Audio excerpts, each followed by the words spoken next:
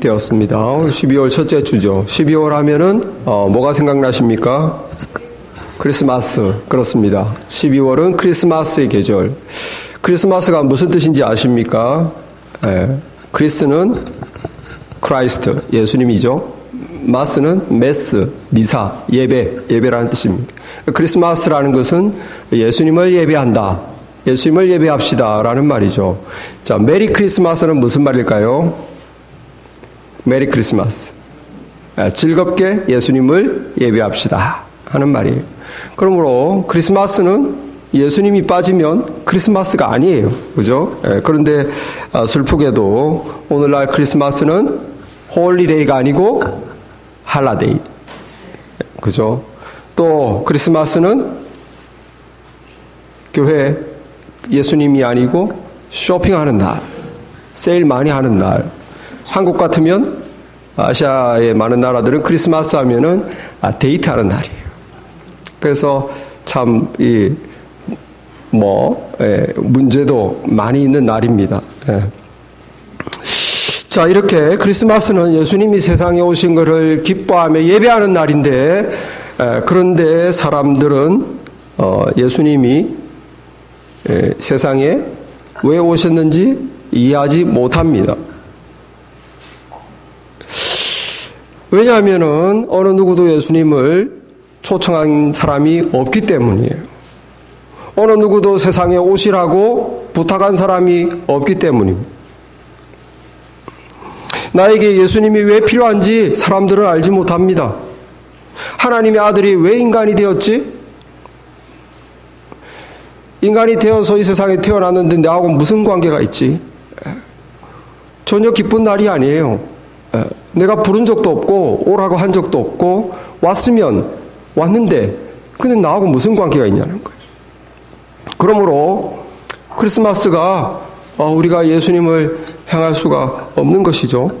오늘 본문의 이 말씀은 하나님께서 온 세상을 창조하신 하나님께서 이 세상에 메시아 예수 그리스도를 세상에 사람으로 보내겠다라는 예언의 말씀입니다. 예수님이 태어나기 700년 전에 이사야 선지자를 통해서 예언을 하신 말씀이에요. 여기 9절 말씀에 보라 내가 전에 예언한 일이 이미 이루어졌느니라 이제 내가 새 일을 알리노라 그 일이 시작되기 전에라도 너희에게 이르노라. 자, 하나님께서는 항상은 아니지만 많은 경우 이렇게 예언을 하십니다. 앞으로 무슨 일이 있을 것이다. 무슨 세계사에 무슨 일이 있을 것이다. 너희 집안에 무슨 일이 있을 것이다. 하나님이 이렇게 예언을 하셨어요. 왜? 하나님을 알아보도록, 믿도록. 그래서 모세를 통해서 모세를 부를 때 야, 내가 너를 통해서 히브리 민족, 지금은 종살이 하지만 내가 너를 통해서 이 애굽의 소나기에서 너희 민족을 구원해 내겠다. 그 예언을 미리 하신 거예요. 그리고 실제로 구원해 내셨습니다. 하나님을 믿게 되죠. 그리고 모세에게 말합니다. 자, 너희가 광야를 통해서 내가 약속한 땅, 가나안 땅으로 너의 이 200만 민족을 그 민족의 집단으로 이사시키겠다. 믿을 수가 없어요. 이미 가나안의 7족속이 자리 잡고 잘 살고 있어요. 다 전쟁을 해서 몰아내야 됩니다. 그런데 하나님이 예언하신 대로 그 약속을 이루셔서 지금 그 이스라엘 사람들이 지금도 살고 있죠. 여기 지금 9절에서 내가 과거에 이미 예언한 것들은 다 이루어졌다. 그런데 내가 이제 새 일을 하나 더 알린다. 그 일이 이루어지기 전에 미리 알린다. 이 새 일이 뭘까요? 이 새 일은 바로 이 세상에 메시아를 보내겠다는 거예요. 구원자를 보내겠다는 거예요. 그것이 하나님이 미리 말씀하시고 700년 뒤에 실제로 예수님을 세상에 보내셨습니다.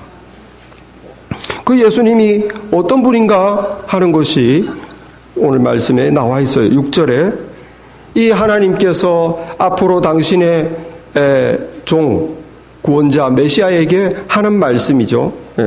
내가 나 여호와가 의로 너를 불렀은즉 내가 너의 손을 잡아 너를 보호하며 너를 세워서 백성의 언약과 이방의 빛이 되게 하겠다. 6절에 이 당신의 메시아 구원자 성부 하나님의 종에게 하시는 말씀이 너를 백성의 언약이 되게 하겠다. 이게 무슨 말이에요? 백성은 이스라엘 백성이죠. 이스라엘 백성과의 언약이 되겠다 하겠다는 것은 하나님이 이미 이스라엘 백성과 약속을 했어요. 정확하게 말하면 이스라엘 백성의 조상인 아브라함과 약속을 했어요. 그래서 이스라엘 백성들은 하나님이 우리 민족과 약속했다고 믿고 있어요. 그것이 뭡니까? 메시아를 보낸다는 것. 그래서 창세기 22장 18절에 보면 아브라함과 하나님이 약속을 합니다. 내가 너의 씨로 말미암아 천하 만민이 복을 얻게 하겠다. 그게 하나님이 아브라함과 약속한 거예요. 내가 너의 씨로 말미암아 천하 만민이 복을 얻게 하겠다. 이 씨가 누굴까요? 아브라함의 후손으로는 수백만의 이스라엘 백성이 있는데 그 중에 누굴까? 그 한 사람 때문에 온 세상 사람들이 복을 받게 한다는데 그분이 과연 누굴까? 언제 오실까? 이스라엘 백성들은 그 약속을 믿고 있었어요. 이 백성의 언약이 되게 한다는 것은 내가 너희 백성 이스라엘과 맺었던 약속, 정확하게 너희 백성의 조상과 맺었던 그 약속을 이루겠다는 거죠. 예수님을 보내주겠다는 것입니다. 예수님은 백성의 언약, 하나님이 약속을 성취하신 분이시고 이방의 빛이 된다. 하나님이 없는 이스라엘 외의 모든 나라는 사실은 어둠에 살고 있어요. 하나님이 계신지 안 계신지, 그분이 돌덩어리인지, 그분이 바다의 신인지, 그분에게 어떻게 하면 잘 보이는지 그냥 아무것도 모르고 죄 가운데 살고 있는 이 어둠 속에 살고 있는 이 이방의 빛이 되게 하겠다. 무슨 빛입니까? 생명의 빛, 진리의 빛이죠. 하나님을 드러내겠다는 거예요. 온 세상에. 자, 이렇게 하나님은 이렇게 예언을 주셨지만 사람들은 관심이 없습니다. 빨리 보내주십시오 하지도 않습니다. 이것은 하나님 스스로의 결단이에요. 하나님 혼자 계획이에요. 하나님 혼자 하셨어요. 인간을 원원하지도 않았고 어떤 사람도 빨리 메시아를 보내달라고 말하는 사람이 없습니다. 사람들은 태평해요. 하나님만 급한 겁니다. 사람들은 왜 예수님께 관심이 없을까?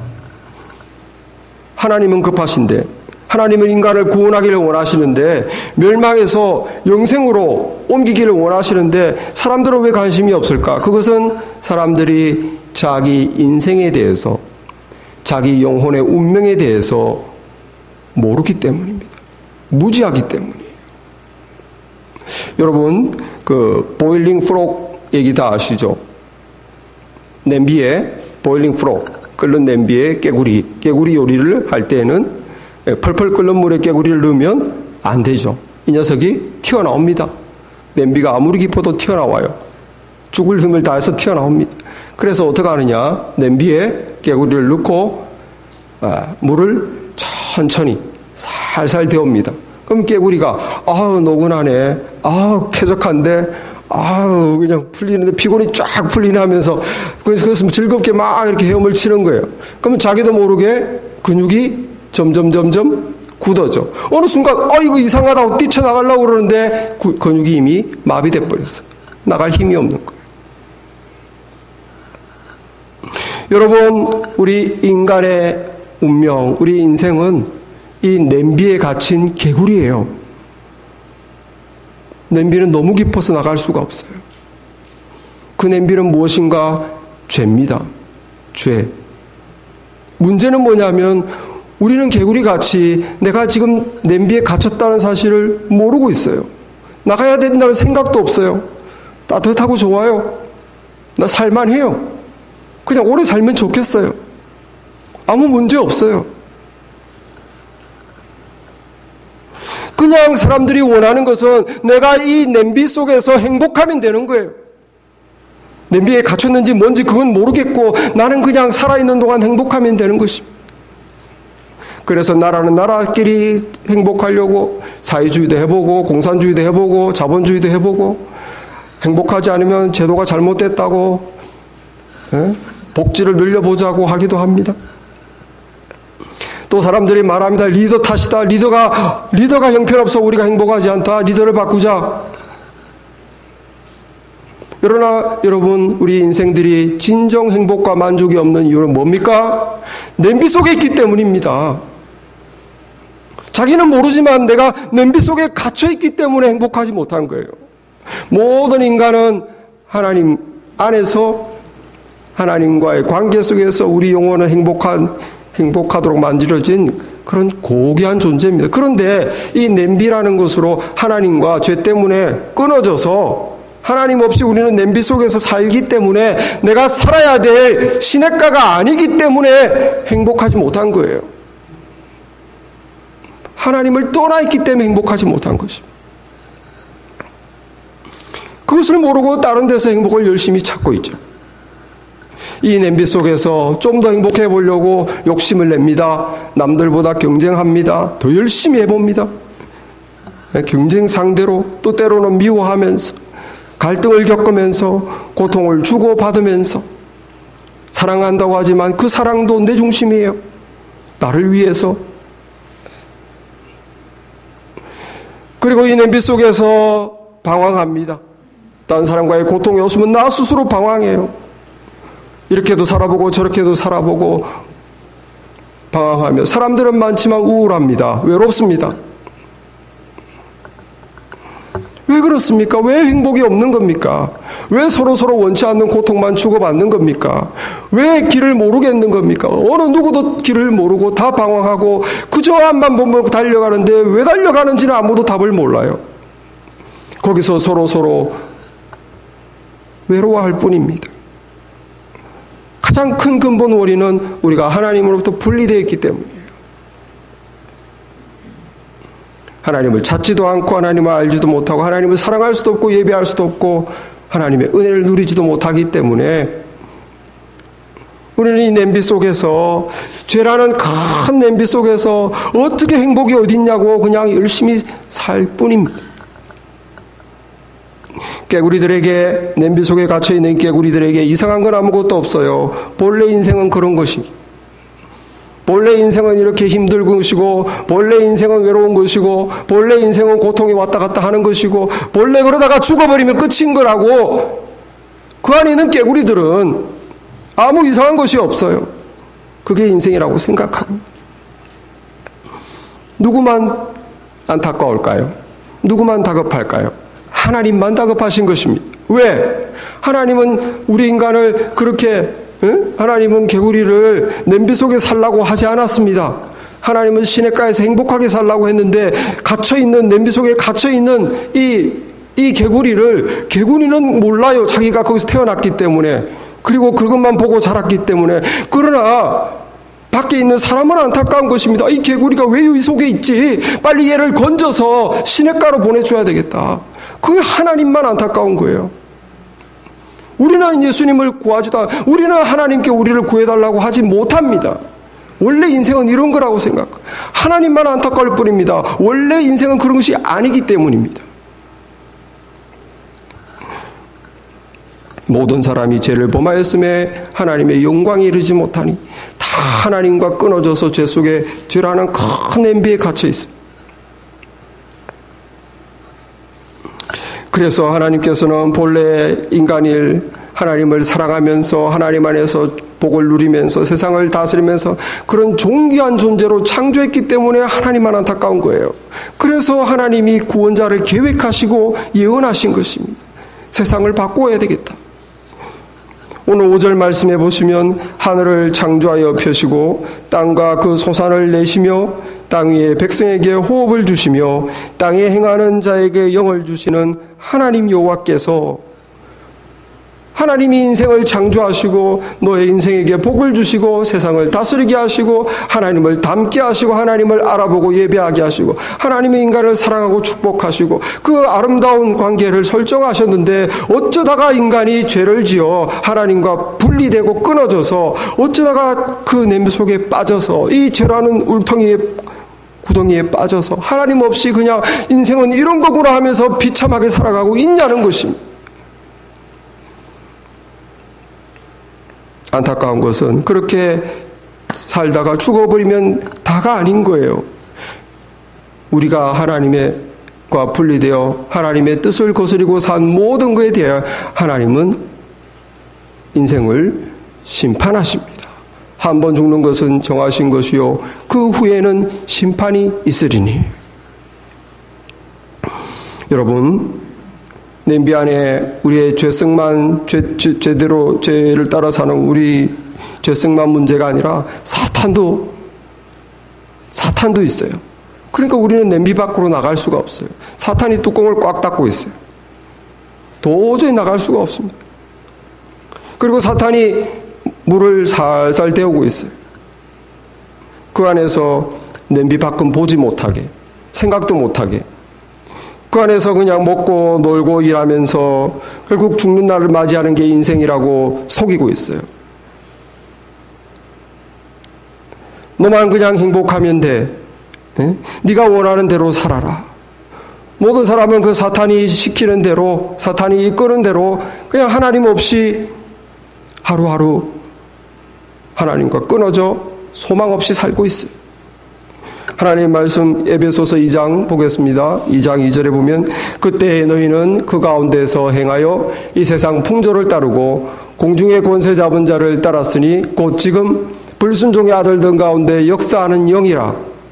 전에는 우리도 다 그 가운데서 행하여 육체의 욕심을 따라 지내며 육체와 마음에 원하는 것을 하여 다른 이들과 같이 본질상 진노의 자녀이었더니. 다 공중권세 잡은 자를 따랐다는 거예요.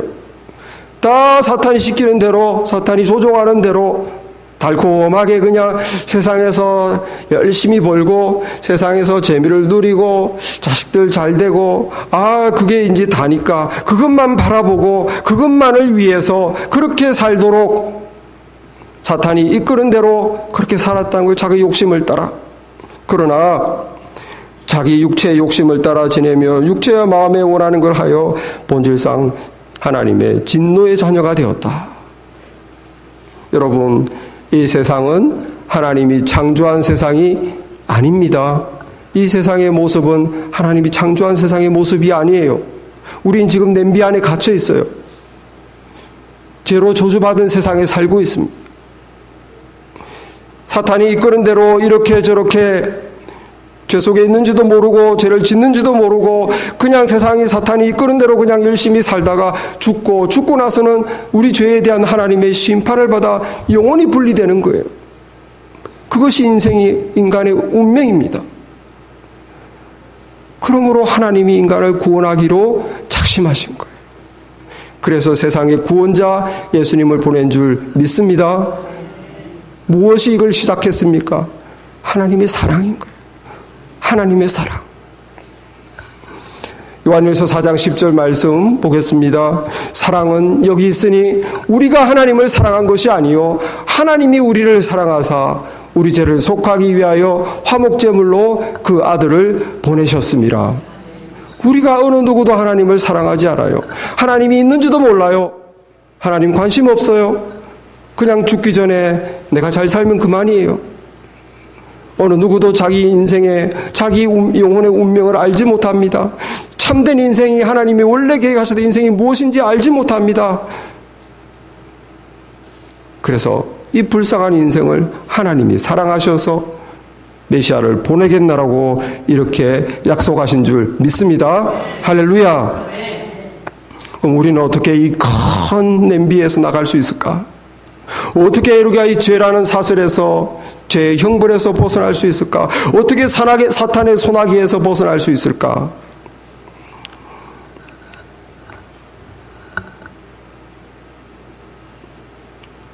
그 방법은 없어요.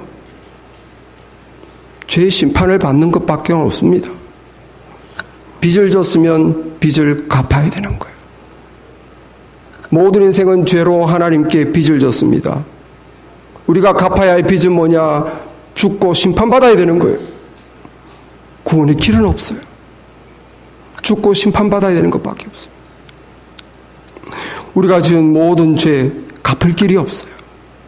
그거는 오직 빚입니다. 내가 하나님께 진 모든 죄의 빚은 내가 죽고 심판받아야 되는 것, 그것밖에 없는 거예요. 여러분, 지난달에 보니까 아르헨티나 뉴스에 한 여자가 19년 전에 진 빚을 갚으러 왔답니다. 19년 전에 무슨 일이 있었나? 2001년에 아르헨티나가 외환위기로 너무너무 경제가 어려웠어요. 그때 한 여자가 빵집에 와서 사정을 합니다. 내가 고아를 4명 데리고 있는데 빵을 좀 외상으로 주십시오. 꼭 갚겠습니다. 그 주인이 들으니까 너무 딱해. 아무리 형편이 어렵고 나라 전체가 망해가고 있지만 불쌍해서 그냥 가져가시라고. 근데 한 번이 아니고 당분간 쭉 제가 빌리겠습니다. 괜찮다고 그냥 가져가시라고 그랬는데 이 여자가 못 가져가는 거예요. 얼마나 길게 빌려야 될지 모르니까. 그래서 장부를 가지고 왔어요. 내가 빌려갈 때마다 장부에 써서 반드시 갚겠습니다. 그래서 진짜로 빌려갈 때마다 이 여자가 보는 데서 장부에 기록을 하는 거예요. 그런데 안타깝게도 몇 달 이렇게 계속 빌려갔는데 이 빵집이 이사를 가게 됐어요. 결국 어디로 이사 갔는지를 모르고 끊어져 버렸어요. 그런데 놀랍게 지난달에 2001년에 그렇게 빌려갔는데 2019년 11월 달에 이 여자가 이 빵집을 찾아낸 거예요. 그래서 남편이랑 같이 가가지고 장부를 탁 보여주면서 내가 그때 19년 전에 빵 빌린 사람이라고, 그리고 그 빵값을 갚았답니다. 대단하죠? 19년 동안 그것을 빚을 갚아야 된다. 이것은 갚아야 된다. 여러분, 우리가 하나님께 진 19년이 아니라 어떤 분은 60년, 어떤 분은 70년, 어떤 분은 30년. 어떻게 그 빚을 갚겠습니까? 어떻게 하나님께 진 빚을 갚겠어요? 하나님이 있는지 없는지 나와 관계없고 내가 하나님 되어 하나님의 뜻과 관계없이 하나님을 아프게 했던 그 모든 죄, 내가 생각으로 말로 행동으로 하나님을 거슬렀던 그 모든 죄, 사람들은 날 착하다고 하지만 나는 하나님 앞에서 죄인인 걸 아는데, 내 속마음을 아는데 내가 그 죄값을 어떻게 갚냐는 거예요. 갚을 길은 죄의 삭은 사망. 내가 죽고 하나님의 공평한 죄값의 심판을 받는 것밖에 없습니다. 그래서 하나님께서 예수님을 인간으로 이 세상에 보내셨는 줄 믿으시기 바랍니다. 메시아를 보내리라. 그를 인간으로 보내리라. 그래서 예수님만이 유일하게 죄 없는 인간으로 살았어요. 하나님께 빚이 없어요. 본인만 유일하게 죄 없는 인간으로 살았기 때문에 모든 죄 있는 사람들의 빚을 갚아줄 수 있는 거예요. 어떻게 그 빚을 갚습니까? 자기 생명으로. 하나님이신 예수님이 하나님의 생명으로, 하나님의 피로 저 수많은 죄인들의 저 죽음을, 하나님께 받아야 할 심판을 내가 대신 죽고, 내가 내 하나님의 생명으로 죄값을, 내가 인간이 되었으니, 이제 인간과 같이 되었으니 나에게 심판하시오. 내 생명을 거두어 가시오. 그리고 저를 용서하시오. 예수님만이 죄 없기 때문에 예수님만이 우리의 죄값을 대신 치러줄 수 있는 줄 믿습니다. 죄의 삭은 사망이요 하나님의 은사는 그리스도 예수 우리 주 안에 있는 영생이니라. 죄의 삭은 사망이라. 죄에 우리가 지불해야 될 것은, 죄를 지었으면, 일을 했으면 싹을 받아야 되죠. 죄를 지었으면 그 싹을 받아야 되는 건 죽음이에요. 죄의 삭은 사망이지만 하나님의 은사, 은혜로운 선물은 그리스도 예수 안에 있는 영원한 생명이다. 할렐루야. 예수님이 우리를 대신해서 죄값을 치루어 주셨습니다. 근데 여러분, 저와 여러분이 죽은 게 아니잖아요. 왜 예수님이 죽습니까? 대신 하는 게 어디 있습니까? 내가 죽어야 되는 거지, 내 죄인데. 예수님이 죽는다고 내 죄가 어떻게 용서가 되냐는 거예요. 여러분, 저와 여러분도 죽었습니다. 이게 하나님의 은혜예요. 진심으로 자기 죄를 회개하고 하나님 앞에서 빚이 있다는 것을 인정하고 하나님 앞에서 죄인이라는 걸 인정하고 나를 죄에서 구원하기 위해 예수님을 보낸 것을 믿고 감사하고 십자가의 죽으심은 나의 죽음을 대신한 것이라고 예수님을 영접하는 자에게는 그 사람이 예수님과 함께 죽게 하시는 거예요. 죽습니다, 여러분. 여러분은 예수님과 함께 죽어요. 그게 하나님의 은혜입니다. 내가 진짜 죽는 게 아니고 예수님의 죽음에 동참해서 내 옛자가 죽는 거예요. 하나님 관계없고 내 살고 싶은 대로 살겠다는, 죄가 진지도 모르고 그렇게 살아왔던 그런 사람이 죽어버린다는 거예요. 그리고 하나님의 놀라운 은혜로 우리는 새롭게 태어납니다. 새롭게 태어난 사람은 뭐냐? 하나님이 계신 걸 알아보는 거예요. 이제는 죄가 싫어집니다. 짓기는 하지만 싫어요. 하나님께 순종하고 싶어요. 하나님께 가고 싶어요. 새로운 사람이 태어난 것. 이게 하나님의 은혜입니다. 예수님이 죽고 예수님이 부활했는데 진정 예수님을 영접한 사람은 그 예수님과 함께 죽고 그 예수님과 함께 살아나는 거예요. 그래서 로마서 6장 8절에 만일 우리가 그리스도와 함께 죽었으면 만일 또한 그와 함께 살 줄을 믿노니, 저와 여러분이 예수님을 영접하고 우리 옛자가 죽어버린 거예요. 그리고 새로운 자가 하나님께 대하여 사는 자가 태어난 겁니다. 그러므로 저와 여러분은 예수님 안에서 죄값을 지불했어요. 죽었어요. 내가 죽었기 때문에 죄값이 지불된 거예요. 얼마나 감사합니까? 고져받은 구원이에요. 예수님이 죽고 부활하시는데 그게 그냥 연합돼가지고 진짜로 내 영혼이 새로워지는, 옛 영혼은 죽고 새로운 영혼으로 태어나는 그 은혜를 그냥 받은 거예요. 그래서 로마서 3장 24절에 그리스도 예수 안에 있는 속량으로 말미암아 하나님의 은혜로 값없이 의롭다함을 얻었느니라. 공짜로, 믿음이라는 것 때문에 그냥 믿고 받아들였는데 공짜로 구원받은 거예요. 저의 옛자가 죽어서 죄값을 지불했습니다. 할렐루야. 하나님, 예수님이 우리를 냄비에서 건져준 거예요. 우리를 예수님이 냄비 밖으로 건져줘서 이제는 예수님이 따르는 대로 살기 시작합니다. 어디로? 시냇가를 향해서, 본래 하나님이 살아라고 하는 그 방식으로 그 삶을 향해서 나아가는 거예요. 그렇게 주님을 본래 하나님이 의도한 삶, 개구리는 시냇가에 살아야죠. 그제서야 자유로움을 느낍니다. 아, 내가 갇혀 있었구나. 시냇가에 나와보니까 내가 과거에 갇혀 살았구나. 그게 평안인 줄 알았는데 과거에는 평안이 없었구나. 이게 평화구나. 하나님이 주시는 평안, 하나님이 주시는 자유, 새로운 생명, 새 삶이 시작되는 거예요. 할렐루야.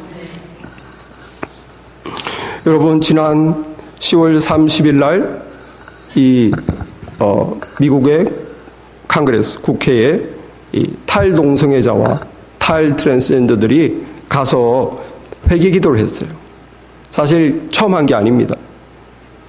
지금 수년째 하고 있어요. 오바마 정권 때 정말 동성애는 나쁜 게 아니야, 좋은 거야.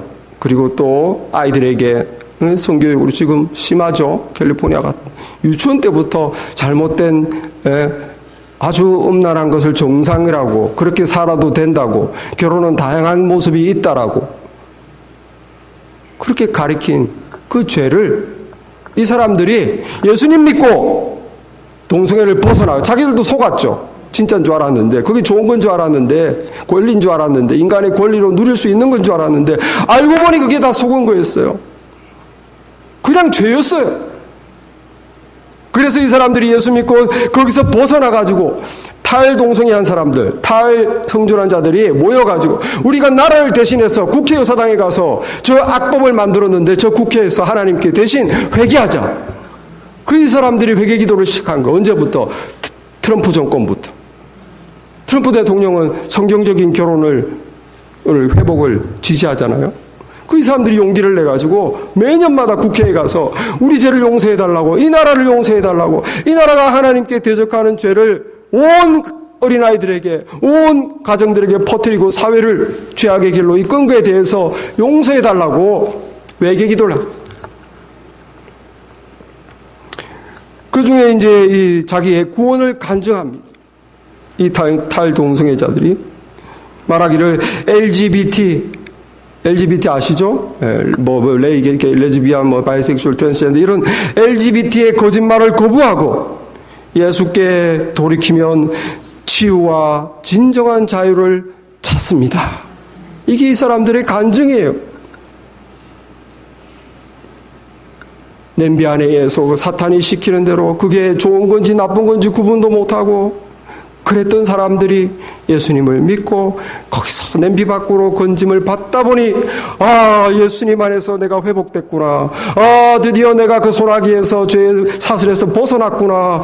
그 회복과 자유를 외치는 것입니다. 예수님만이 우리를 구원할 수 있습니다. 예수님만이 우리에게 영생과 자유를 줄 수 있습니다. 그래서 우리도 어떤 사람은 메시아가 필요한 거예요. 어떤 사람 말합니다. 나는 동성애자 아니에요. 나는 음란한 죄 안 지어요. 여러분, 모든 사람은 그런 죄가 아니더라도 자기 나름의 죄 가운데 사단의 사슬에서 죄 속에 갇혀 있습니다. 모든 사람은 냄비에 갇혀 있어요. 그래서 사단이 뚜껑을 꽉 닫고 어딜 가? 어딜 나가려고 그래? 죄값을 지불해야지. 너 죄 지었잖아. 그럼 하나님과 분리돼야지. 어떻게 거룩한 하나님께 가려고 그래? 너 하나님과 분리돼서 넌 죽어야 돼. 그게 하나님 말씀이야. 죄값을 지불해. 너는 하나님과 분리돼 살다가 죽고 멸망받아야 되는 거야. 그게 네가 지불해야 될 거야. 라고 사탄이 인생을 꽉 잡고 있다는 거예요. 그러면서 어딜 가냐고. 넌 죽어야 된다. 그 인생들은 사단에게 잡혀가지고 죽기를 무서워하는 거예요. 난 죽으면 끝인데, 죽으면 끝인데. 그렇기 때문에 살아있는데 집중하는 거예요. 살아있는 동안 내 행복, 내 재산, 내 건강, 내 자식, 내 사업, 죽으면 끝이야. 살아있는 동안 내 재미. 이 세상에만, 냄비 안에 것만 보게 하는 거예요. 죽으면 끝이다.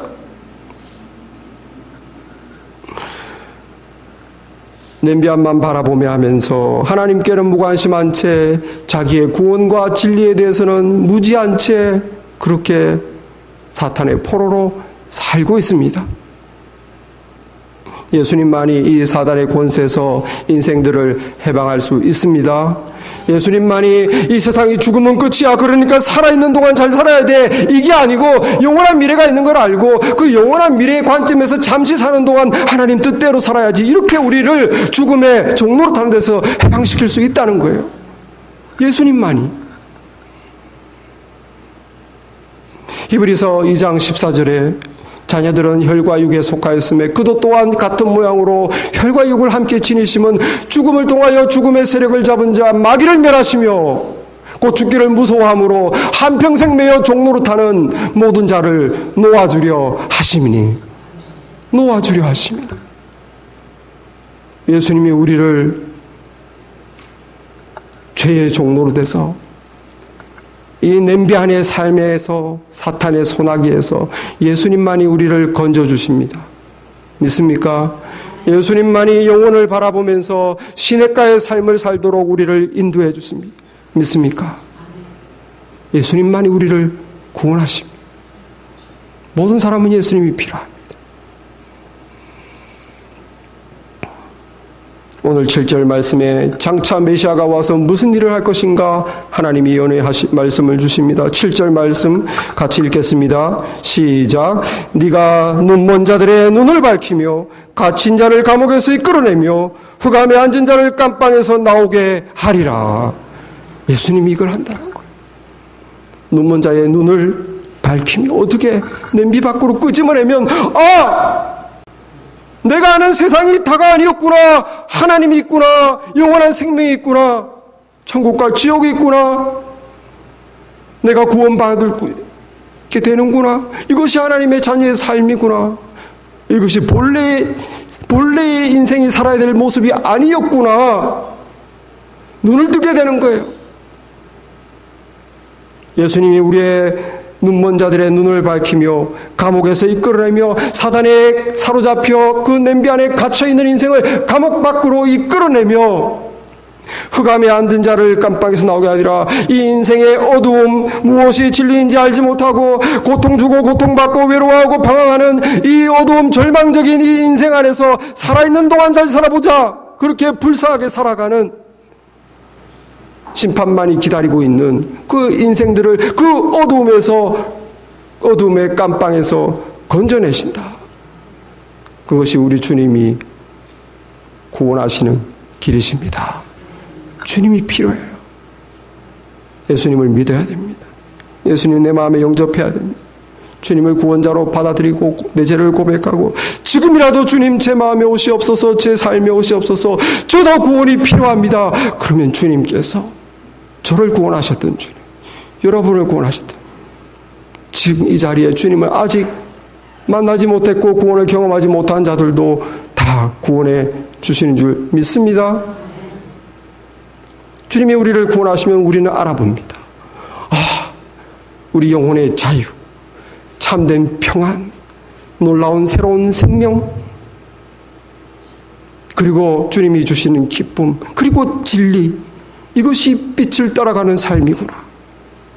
이 주님의 구원이 우리 각자에게 임하기를 바랍니다. 이미 나는 구원 받았는데요, 그런 사람도 구원이 필요해요. 시냇가를 향해 달려가는 길에 사단마귀가 가만히 두지 않습니다. 또 이렇게 저렇게 그 길을 못 가도록 냄비에 다시 집어넣을 수는 없어요. 예수님이 보호하시기 때문에. 예수님에 대한 믿음만 버리지 않는다면 예수님이 보호하기 때문에 사단이 다시 집어넣을 수는 없어. 그러나 방황을 한다는 거예요. 또 예수님이 구원하셔야 됩니다. 언제나 우리는 예수님이 우리를 구원하셔야 돼요. 그 예수님을 구원자로 영접하셔서 구원의 큰 은혜 속에 살아가는 우리가 되기를 바랍니다. 기도하겠습니다.